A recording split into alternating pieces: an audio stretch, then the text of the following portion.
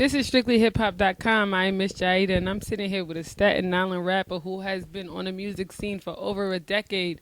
This man has indeed paid his dues musically and let the work speak for itself. Chedda Bang. What up, Strictly Hip Hop, Jayyiah? What's good? What's up, What up? What up, y'all? What's good, world?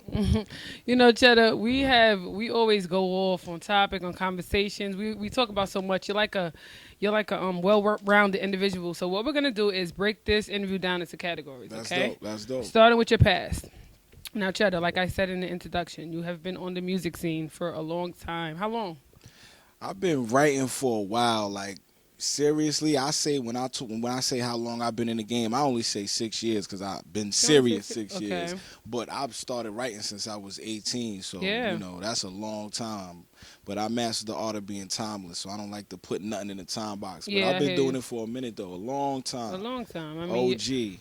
Your resume is long. You have notable features. I'm talking Styles P, Chinks, many members of the Wu-Tang Clan. I mean, even reputable, like Staten Island artists. Your resume is long. You have received a whole bunch of media recognition. I mean, write-ups from Hot 97, Who's Next years ago. Right. I mean, you've done a whole lot, and on top of that, you're nice. You know, you have talent. Bars over bullshit. Bars over bullshit. I'm keen on that. Word. So I asked you, Chedda, what was it that really never really gave you mainstream success? Like, I'm surprised that after all you've done, what would you say, was reason for that? I mean, if I had the answer as to why I'm not Young Thug and Lil Wayne category, I would be there. But it's like, it's more than just right. For me, my shit is not just getting mainstream success. Like, it's bigger than that. Like, that'd be dope. You know what I mean? But I like to get some licensing checks too. Like, I'm working on that. For me, it's just bigger than being rap at this point in the game because the rap game is so saturated, oversaturated. Definitely. With too many, so much nonsense and things that you have to do to get that mainstream success. Like, we gun for that, but that's never was my really main target. So, I could get that tomorrow with the right cosign. So, you know what I mean? But I look at it like, it's just more to me. That's never been my main struggle. That's never been your goal. Right. It's just so many more things. Like what have been one of your goals that besides making it big? To get on Hot 97, we accomplished that. To open my own company, Don't Panic Entertainment, I did that in 2009. To get featured artists on records with a real nigga, you know what I mean? So you accomplished all your goals. A lot of goals. I mean, you have great features, Chedda. Right. Shout out to Styles and Chinks and My Son and, the big homie Inspector Deck and, a bunch of other artists. Shout out to Uncle Murder for showing me love. It's just, those are the dudes that who really, here to work and show me that love and embrace a nigga. So, there's a lot of more goals that I want to accomplish as well moving forward. But I set a lot of goals when I was in the Bing, coming home, boom, hit the ground running. So we on the right path. You know what, Chedda? I was watching recently. I was watching your 6-minute video of Jail X. What is it called? Inmate X. Oh, it was Prison X. Prison X, and shout out to Industry Muscle. Wow.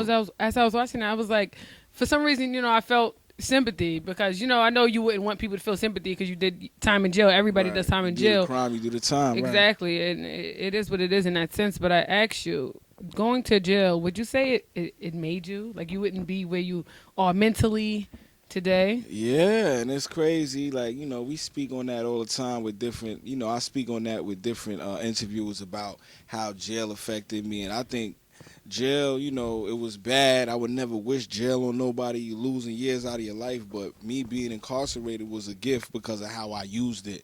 I used it to study and study myself as well as study the music game. So when I hit the ground, I would say I would have the support system I needed to push forward and to really, accomplish goals. And that the bid helped the nigga. Would you say it saved you? Saved me? I don't know. I mean, I'm not Miss Cleo. You know what I mean? I don't know. I don't know if it was the future or what could have happened, but I think it was something that was bad that I turned into a something positive. that was positive and hit the ground doing party promotion, you know, booking artists. Like, we booking artists. We don't work for the club. We on our Dame Dash. You know what I'm saying? We do it ourselves. So, you know what I mean? Learning things like that and learning how to deal with different individuals. So, you know, and make it to the top. That So the jail, you know, was definitely, the bid was a blessing in disguise because I made it that way. It's what you make out of it. You know what I'm saying? Definitely. Whoa. And jumping to the present, Don't Panic Entertainment. Bam. It's lit. It's lit. Don't Panic. So you said 2009 is when you started it. Right. Now tell me how you came up with the slogan, Don't Panic. My homie Dominican Will, shout out to my homie Dominican Will. We was up north and he was a bug out nigga. Like, it's time to work out. He'd be like, don't panic, nigga. Time to go to the yard. I used to always tell him, yo, Will, when I go home, I'm gonna start Don't Panic Entertainment. You know what I mean? My boy Fat Boy, this kid, he came into jail like 300, went home a monster, 220, like just motivated. He was my guy. So I got the name from him. Shout out to Will Pina, you know what I'm saying? My Dominican homie, what up? I got the name from him, and I took it and ran with it. Me and my man Teak.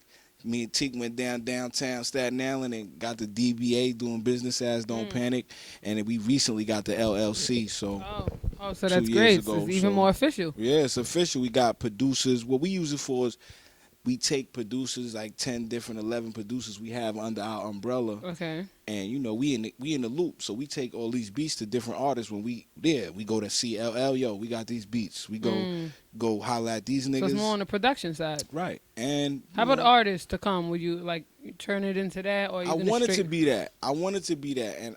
But for me, and it's a challenge for me, being an artist and a dude who works so hard, I have yet to come across people who really dead ass about what they want to do and invest time and money into themselves. So until I find that right artist, I would love to do that. I can't do this shit forever, you know what I'm saying? So I would love to pass the torch, but you got to work. And with all the knowledge inside of you, I can see you being a great mentor, a great boss, in the sense of, you know, someone with talent. I would love to. Like, and all these artists from the island to tell you, like, when I get next to them, I give them props. I tell them, yo, this is what you need to do, yo. Put the music out. Don't hold it. Like, do this with your videos. Like, I try to get them pointers.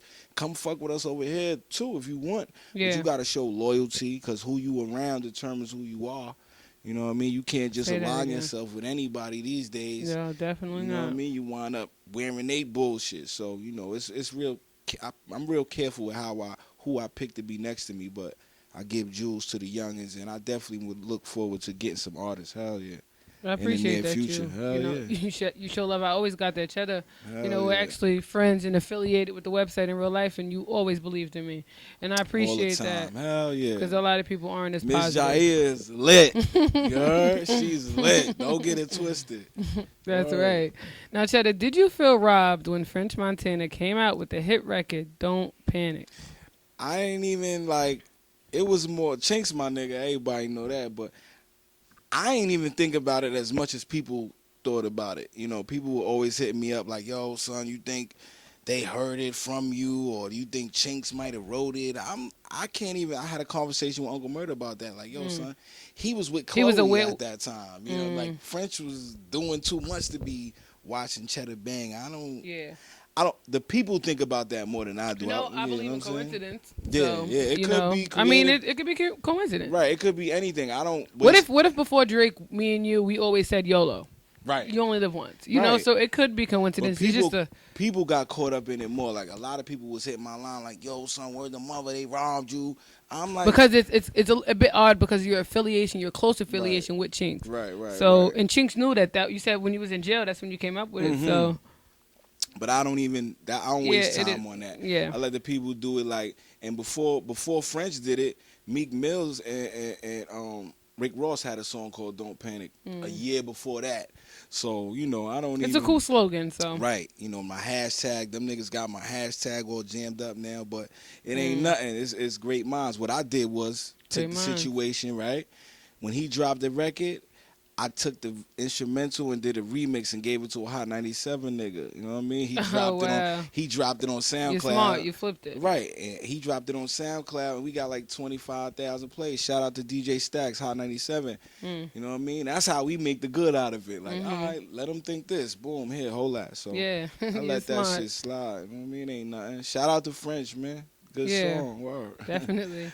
Word. Now, being that we're still talking about the present, you told me recently that you're working on that EP album. Talk about it. What's it called? What can we expect? The album is called Bangavelli. It's an EP. It's turning into an album. I had 8 songs, but now I got like 16, so it might turn from an EP to an album. Okay. Bangavelli came from me feeling like it was me against everybody. You know, when you reach a certain level of stature, people look at you and they want to hate on you. So, you know, I felt like Pac, me against the world, so I switched it to Bangavelli. But before Bangavelli dropped, I got this mixtape I'm doing called Back to the Future. Okay. Which is all What's the theme of that? throwback beats. Oh my God, Chedda, I'm so happy you said that. You don't even know how much I appreciate. It's like, it reminds me of the scene in Notorious when Biggie didn't want to use the Juicy beat and P. Diddy was like, this is going to get niggas out their seat. I love when original beats are necessary, but I love when people use throwback beats and go crazy. Remember 50's album of all throwback beats? I love that. I'm happy you're doing that. Yes. And that's a familiarity thing. You know what I mean? Like, it's the familiarize you're yourself. Familiar with the Get Smack Silly beat, so you're feeling the song and they you're looking. They want to hear what you do to it. And plus, I feel like everybody right now is just in this one box of the trap. And or you know just this one sound when we got so much history in this music, like let's bring this music right here to the youngins who listen to my shit, because a lot of people listen. Let me put them on to this, but with a flow from today, but give them the blessings, and then give the artists who did it, like I just did Take It Personal video, and I did, you know, Rest in Peace to Guru. You understand what I'm saying? Let the new people know who Guru was and what he did for the game, and that's important that people should know those things. Because realistically in hip hop, Chedda, people forget, like Meek Mill, for example, or anybody, for example. I don't want to throw out any names, but any rapper in 2015, for example, they don't forget about LL Cool J paving the way. They don't think that way. They don't think about the first rap acts to achieve mainstream success that got them here. They don't think about that. They're more concerned of just getting $1 and, you know, getting that host money, but without paying that respect. Some do, but the majority, everybody's just chasing $1. Now, to switch gears really quick, I want to talk about a few of your relationships industry-wise. Now, you told me a cool story once, but I want the public to hear it. You know, Bimmy Antney, who is Waka Flocka's uncle, Deborah Antney's brother, back before when he, you know, first started, Bimmy has a very long resume. He is hip hop. Right. You know, when you look up hip hop on the dictionary, his face should pop up. Definitely. He is hip hop, you know. So you told me once he took you to see Russell Simmons back then. Retell me that story. Man, Bimmy Antney, shout out to Bim, man. He's a former A&R at Def Jam, but a good friend of mine. In like 9-8, you know, I had a group called the Jungle Nails at the time. Man, it's Harbor niggas. And Bim was getting us in the studio, helping us get our music together. He wanted to shop us. So one day he hit us up like, yo, we about to go to see Russell Simmons. I'm like, this nigga lying. You know what I'm saying? Like, I didn't know how real this nigga, he was in the loop. Yeah. So he was like, yo, you know, I'm going to take you to go see Russell. And we went up there, man, and I was just so numb. Like, you know, we was fried at the time, but I was just numb. Like, we went in there, and Russell was embracing this nigga, like, in his penthouse. He lived on top of Tower Records at the time. That's probably one of his spots in Midtown Manhattan. He took us up there, nigga was playing the records, and Russ was like, oh, I'm feeling son. Like, who was that right there? He was talking about me out of all of the artists. And for me, that was a big moment because The Godfather told me, and I didn't know the severity at that time. You didn't even know. You told me you didn't even know who Bimmy was. I didn't know who, on the street level. Yeah. Until I had got deep into the streets, I didn't know who he was. I thought he was just a nigga who was feeling our music. I didn't even know who he was. That's crazy. And I found out later. But him bringing us to meet Russell, and I wasn't even serious at the time. It was like, okay, you know what I mean? Because niggas been let down so much back then. Like, yeah. But Russell was like, yo, I'm feeling y'all, yo. I want to get y'all locked in with my brother. He over at Violator. The people's at Violator and shit. And then I caught my bid right after that. But that was just such a big moment for me. Like, Russell Simmons said, you the truth, nigga. You know what I mean? So that's powerful. So I still stay humble. But shout out to The Godfather. Shout out to Bim, too. And when I came home, I caught a bid. So none of that shit ever panned out back then. But when I came home, Bim was at Def Jam. And he always kept an open door for a nigga. I come to the office. That's one thing about Ben, open door. Come to the office. Yo, I'm home, my nigga. Yo, come to the office. I'm doing Method Man's project. He's A&R Meth to Cal album at the time. Like, yo, come through. Come listen to this. yo, I'm doing this nigga L project, come through. You know what I mean? So, always show love. Hell yeah, shout out to Bimmy.